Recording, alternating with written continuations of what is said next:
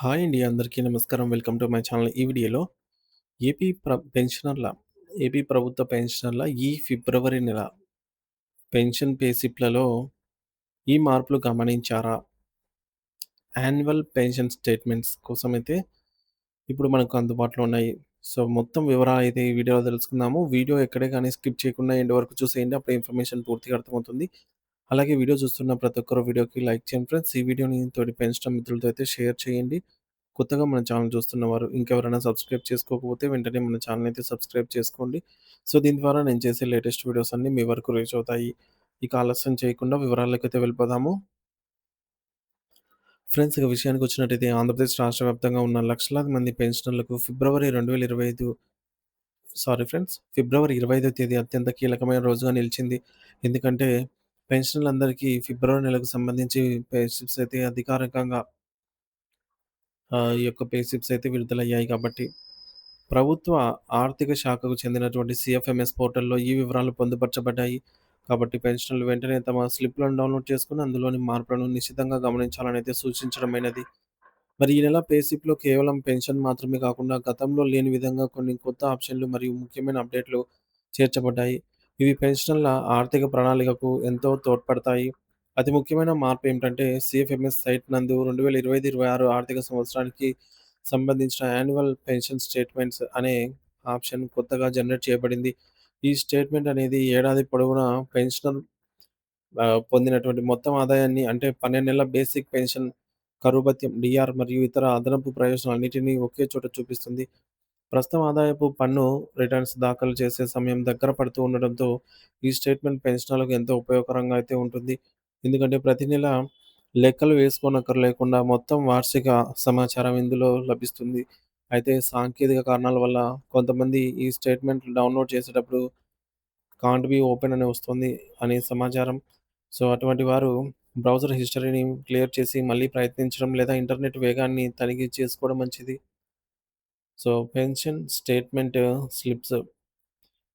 Payment slips download చేసిన తర్వాత అందులో మీ వ్యక్తిగత వివరాలను 1కి 2 సార్లు క్షుణ్ణంగా పరిశీలించుకోవాలి. ముఖ్యంగా మీ పేరు, మీ జీవిత భాగస్వామి పేరు మరియు పుట్టిన తేదీ వివరాలను రికార్డులలో సరిగ్గా ఉన్నాయో లేదో చూసుకోవడం చాలా ముఖ్యం. ఒకవేళ పొరపాట్లు ఉంటే భవిష్యత్తులో ఫ్యామిలీ పెన్షన్ పొందేటప్పుడు సాంకేతిక ఇబ్బందులు ఎదురయ్యే అవకాశం ఉంటుంది. అలాగే మీ వయసు ఆధారంగా మీకు అందాల్సిన అడిషనల్ క్వాంటమ్ ఆఫ్ పెన్షన్ మొత్తం గూడా మీ బేసిక్ పెన్షన్‌కు జత చేయబడిందో లేదో తనిఖీ చేయాలి. ప్రభుత్వ నిబంధనల ప్రకారంగా వయస్సు పెరిగే కొద్దీ పెన్షన్ మొత్తంలో అదనపు శాతాన్ని ప్రభుత్వం చెల్లిస్తుంది. వయసు రీత్యా ఏ ఏ శాతం ఏక్యూపీలో పొందాలో ఆహ్, ఏ వయసులో ఎంత మేరకు అదనపు పెన్షన్ వస్తుంది అనేది గూడా మనము ఇక్కడ చూద్దాము. ఒక పెన్షనర్ 70 సంవత్సరాలు పూర్తి చేసుకున్నట్లయితే వారికి వారి యొక్క బేసిక్ పెన్షన్‌లో అదనంగా 7% ఏక్యూపీ చెల్లించాల్సి ఉంటుంది. అదేవిధంగా 75 సంవత్సరాలు పూర్తి చేసుకున్న వారికి 12%, 80 సంవత్సరాలు నిండిన వారికి 20%, 85 సంవత్సరాలు నిండిన వారికి 25%, అలాగే 90 సంవత్సరాలు నిండిన వారికి 30% ఇలా అందజేయాల్సి ఉంటుంది. ఇంకా వయసు మళ్ళిన వారు అంటే 95 ఏళ్లు దాటిన వారికి 35% మరియు 100 సంవత్సరాలు పూర్తి చేసుకున్న వారికి శతాధిక వృద్ధులకు వారి బేసిక్ పెన్షన్‌పై ఏకంగా 50% అదనపు పెన్షన్ అయితే లభిస్తుంది. ఈ అదనపు మొత్తం మీ పే స్లిప్‌లో స్పష్టంగా కనిపిస్తుందో లేదో మరియు ఆ మొత్తంపై కరువు భత్యం డీఆర్ లెక్కించబడిందో లేదో సరిచూసుకోవడం మీ బాధ్యత. కరువు భత్యం విషయానికొస్తే ప్రభుత్వం జారీ చేసిన జీవో నంబర్ 61 అండ్ 63 ప్రకారం పెన్షనర్స్ అందరికీ పెరిగిన డీఆర్ వర్తింపజేయబడింది. రాష్ట్ర ప్రభుత్వ పెన్షన్ స్కేల్స్ పొందే వారికి 37.31% డీఆర్ అమలు చేస్తుండగా, యూజీసీ స్కేల్స్ పొందే వారికి 50% డీఆర్‌ను పే స్లిప్‌లో చూపించారు. జనవరి 2022 నుండి అమల్లోకి వచ్చిన పాత డీఆర్ పర్సెంటేజ్‌లు ఎలా పెరిగాయో అంటే 20% 20.02% నుంచి ప్రారంభమై అక్టోబర్ 2025 నాటికి 37.31% చేరడం వరకు అన్ని వివరాలు రికార్డులో అయితే ఉండాలి. ఏమైనా కారణం చేత మీ పే ఫిక్సేషన్ రివైజ్డ్ అయ్యి బేసిక్ పెన్షన్ పెరిగితే దానికి అనుగుణంగా ఈ డీఆర్ శాతాలు కూడా మారతాయి. కాబట్టి దానిని కూడా ఒకసారి ఆహ్, చెక్ చేసుకోవాలి. మరో ముఖ్యమైన అంశం కమ్యుటేషన్. మీ పెన్షన్ నుంచి కమ్యుటేషన్ మొత్తం ఎప్పుడు మినహాయించబడం మొదలైంది మరియు ఆ 15 సంవత్సరాల కాలపరిమితి ఎప్పుడు పూర్తవుతుంది అనే వివరాలు కూడా మీ పే స్లిప్ ద్వారా తెలుస్తాయి. గడువు ముగిసిన తేదీ తర్వాత మీ యొక్క పెన్షన్ మళ్ళీ పూర్తి మొత్తానికి పునరుద్ధరించబడాలి. అంటే ఆ తేదీని పెన్షనర్లు తమ డైరీలో నోట్ చేసుకోవడం మంచిది. అలాగే ఆదాయపు పన్నుకు సంబంధించి 2025 25, 26 ఆర్థిక సంవత్సరంలో మీ పెన్షన్ నుండి ఎంత పన్ను కట్టయింది అనే విషయాలను కూడా గమనించాలి. కొత్త ఆదాయపు పన్ను నిబంధనల ప్రకారం చాలామంది పెన్షనర్లకు పన్ను మినహాయింపు లభించే అవకాశం ఉంది. కాబట్టి అనవసరంగా పన్ను కట్ అవుతుంది అంటే దానిని సరిచేసుకోవాలి. ఆరోగ్య పథకం లేదా ఈహెచ్ఎస్ సబ్స్క్రిప్షన్ కింద కట్ అవుతున్న రూ. 225 లేదా రూ. 300 మొత్తాన్ని కూడా పరిశీలించాలి.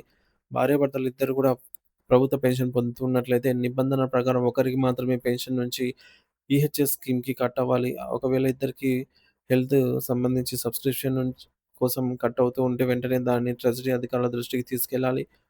ఇంకా ఏమైనా తప్పులు లేదా వ్యత్యాసాలు మీ గమనికలోకి వస్తే వెంటనే సంబంధిత ఎస్టీఓ లేదా ఏవో గారికి లిఖితపూర్వక విన్నపం ద్వారా తెలియజేసి సరిచేయించుకోవడం ఉత్తమం. మీ పే స్లిప్‌లలో మీ ట్రెజరీకి సంబంధించి డీడీఓ కోడ్ మరియు టాన్ నంబర్ కూడా సరైనదై ఉంటాయి. ఇవి ఇతర అవసరాలకు ఉపయోగపడతాయి. సాంకేతిక సమస్యల విషయానికొస్తే మొబైల్ నంబర్ పోర్టబిలిటీ ఎంఎన్‌పి చేసుకున్న పెన్షనర్లు తమ పే స్లిప్స్ డౌన్‌లోడ్ చేసుకోవడంలో ఇబ్బందులు పడుతూ ఉన్నారు. అంటే ఒక నెట్వర్క్ నుండి మరొక నెట్వర్క్‌కు మారిన వారికి ఓటీపీ అందటంలో జాప్యం జరుగుతుంది. మరి దీనివల్ల పే స్లిప్స్ డౌన్‌లోడ్ కావటం లేదు. ఈ సమస్య సాధ ఈ సమస్యను సాధ్యమైనంత త్వరగా పరిష్కరించాలని సంఘం నాయకులు ప్రభుత్వాన్నయితే కోరుతున్నారు. అలాగే తెలంగాణ రాష్ట్రంలో పెన్షనర్లకు ఉన్న వివిధ ఉన్న విధంగానే ఇక్కడ కూడా ఫార్మ్ 16 నేరుగా డౌన్‌లోడ్ చేసుకునే సౌకర్యాన్ని మన సీఎఫ్ఎంఎస్ పోర్టల్‌లో కూడా ప్రవేశపెట్టాలని పెన్షనర్స్ డిమాండ్ చేస్తూ ఉన్నారు. సో, చివరగా పెన్షన్ పే స్లిప్‌లో ఇంకా కొన్ని మార్పులు చేయాలని సంఘం నాయకులు కోరుతున్నారు.